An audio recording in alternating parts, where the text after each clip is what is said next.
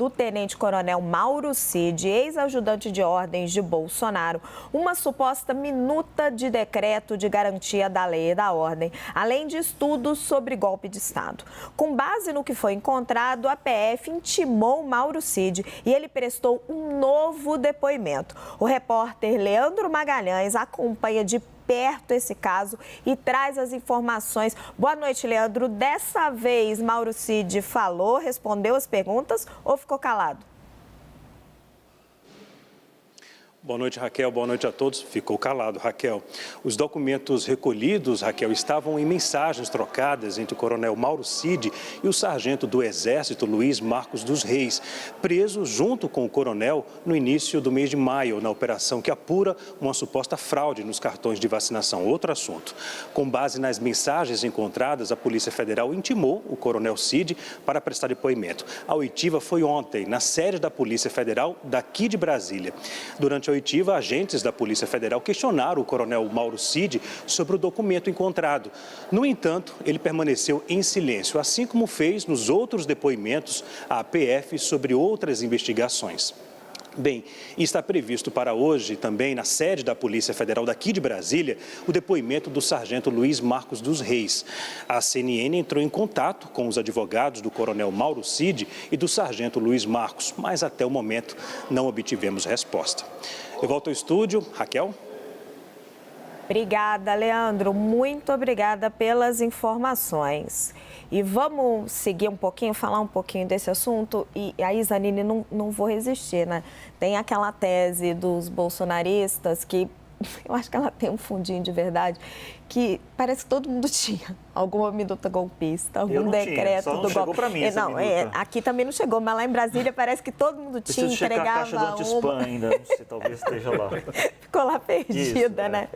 Meu caro. É impressionante, né? É impressionante, assim, o quanto isso aí complica a vida de Mauro Cid. Complica mais do que já está complicada, né? Hoje eu talvez seja a pessoa mais complicada da República, em diversas frentes, seja Mauro Cid. Essa informação nova, ela se soma a outras na mesma linha que vem sendo divulgadas já há alguns meses, né? Uma primeira minuta que foi encontrada na casa do Anderson Torres, ex-ministro da Justiça, diálogos de Mauro Cid que já tinham sido divulgados também meio nessa linha, agora esse novo documento. Isso reforça a percepção de que essas pessoas no entorno do Bolsonaro, e é difícil imaginar que o Bolsonaro não soubesse ou que ignorasse completamente esses movimentos, não temos provas cabais disso, mas o bom senso diz que é improvável, inverossímil que tudo isso estivesse sendo tramado à revelia dele. Eram movimentações do tipo se colar, colou, ou seja, apareceu uma chance de uma situação de caos no país, de uma situação de comoção popular, manifestações, confusão, e houve tentativas disso. A gente lembra que houve um ataque frustrado em dezembro em Brasília, houve protestos no dia da diplomação de Lula também em Brasília em dezembro, então tentou-se fazer algo nesse sentido. E aparentemente esses cidadãos desmiolados, alucinados, que estavam em torno de Bolsonaro... Muitos. E eram muitos. E o Mauro Cid, tudo indica, era o arquiteto mesmo dessa questão toda e com uma ligação direta com o Bolsonaro. Era o assessor mais próximo, talvez, do Bolsonaro. Havia um tipo de preparação... que aí nós não sabemos se era uma coisa tabajara, né? Se era uma coisa apenas fictícia, uma coisa teórica, ou se realmente havia uma preparação mais concreta. Mas o fato é que havia um esboço, pelo menos, de um plano do que fazer em caso de caos para tentar evitar a sucessão, a passagem de poder, o que, em português, claro, chama-se golpe. Isso num contexto em que o Bolsonaro está para ser julgado no TSE, e tudo indica, vai ser julgado inelegível por uma outra questão, né? Uma questão correlata, mas é uma outra questão, de uma reunião com os embaixadores, enfim. Quer dizer, numa situação política já bastante negativa para o Bolsonaro, bastante negativa para o próprio Mauro Cid, isso, de novo, coloca o bolsonarismo na berlinda e demonstra, mais uma vez, que muitas pessoas do entorno do presidente não tinham nenhum compromisso com democracia, estabilidade e respeito às regras institucionais. Graça. Tem um aspecto aí acho que o Joel falou que o diabo mora nos detalhes, né? A minuta que foi encontrada na casa do ex-ministro Anderson Torres era uma minuta de um decreto para uma intervenção no TSE, no Tribunal Superior Eleitoral. Então, assim, o que se sabe? Era um momento ali se viessem a decretar uma intervenção ali no momento que estava logo depois da eleição, podia haver uma convulsão, como de fato a gente teve os eventos lá de 11 de dezembro em Brasília, até culminar no 8 de janeiro. E ainda teve aquele episódio do caminhão que o cara queria explodir um caminhão de combustível perto do aeroporto de Brasília. O que se encontrou, até onde se sabe, o que estava no celular do tenente-coronel Cid seria uma minuta de um decreto de GLO, de Garantia da Lei e da Ordem, que seria, o que se soube, isso aí foi revelado pela jornalista Malu Gaspar, salvo engano. Do Jornal Globo. Do Jornal O Globo, colunista do Jornal O Globo. Excelente repórter, aliás. Maravilhosa. E o GLO, na interpretação dos policiais que encontraram, dos investigadores, seria uma manobra não é a mesma coisa que do CID, que era uma intervenção no TSE, mas o GLO seria uma coisa para reforçar, para apoiar um cenário de convulsão com golpe de Estado. Ou seja, a gente está falando de ingredientes diferentes, só que do mesmo prato. Pós-golpe, né? Só que do mesmo prato. É mais uma coisa, tipo assim, são coisas que estão separadas, gente do entorno do ex-presidente, um falando em intervenção do TSE, o outro falando, não, e também uma GLO. A GLO, como a gente sabe, é um instrumento jurídico para que as Forças Armadas elas assumam o controle da segurança pública em casos de necessidade dos estados, quando as polícias já não dão conta de contextuação. Então, assim, a gente está falando de dois ingredientes diferentes, mas do mesmo prato. Joel, que análise que você faz? Está ficando cada vez mais difícil para o Mauro Cid, ele tá calado, né?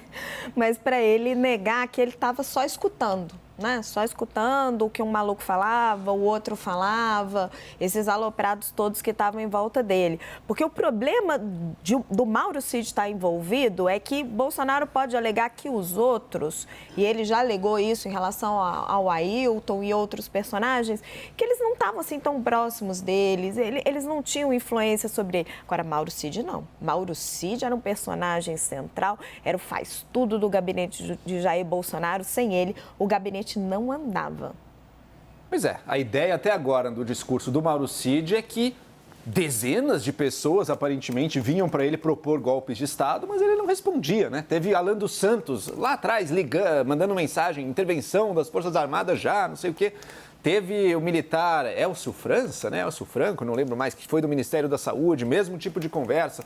Teve esse Ailton Barros, mesmo tipo de conversa. E agora temos na mão dele, no celular dele, o documento, a minuta da GLO para garantir a lei e a ordem, um cenário em que um golpe de Estado foi dado no Brasil para garantir o poder do Bolsonaro. Então, o Mauro Cid está, assim como outros, assim como o próprio Anderson Torres, que foi do governo, está enterrado em tratativas, em conversas golpistas até o pescoço.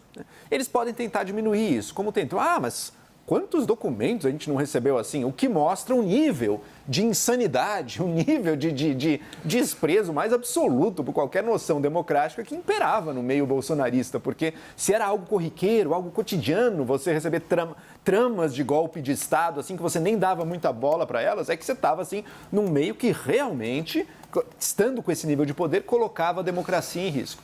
Agora, a pergunta que não quer calar, e que a resposta é óbvia, em benefício de quem era o golpe de Estado? Em benefício de quem era o golpe, a intervenção militar clamada e implorada pelas multidões que ficaram nos quartéis e que depois invadiram os prédios da União, esperando que com isso provocassem uma intervenção das Forças Armadas? Era em benefício de quem que a Polícia Rodoviária Federal, no dia das eleições, tentou organizar operações para impedir a votação em regiões que o Lula tivesse mais golpe? Sabe?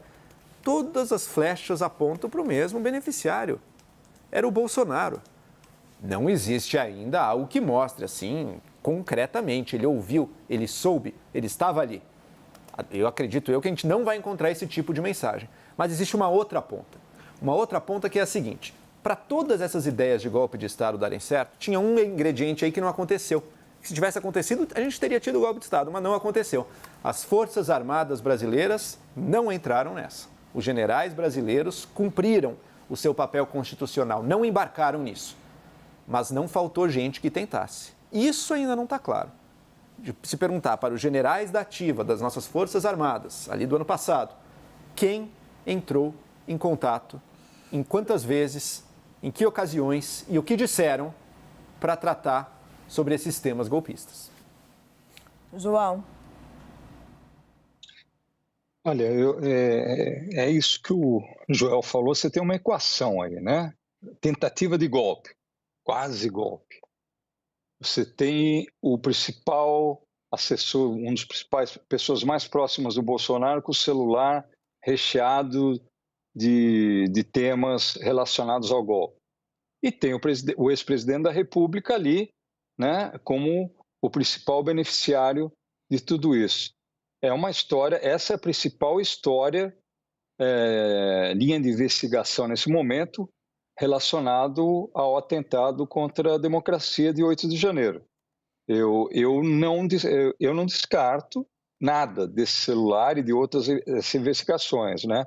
Havia uma sensação até dezembro do ano passado, até janeiro, início de janeiro do ano passado, muito de impunidade e de poder fazer e acontecer. Então, eu acho que nós temos muitas emoções aí pela frente nas próximas semanas e meses.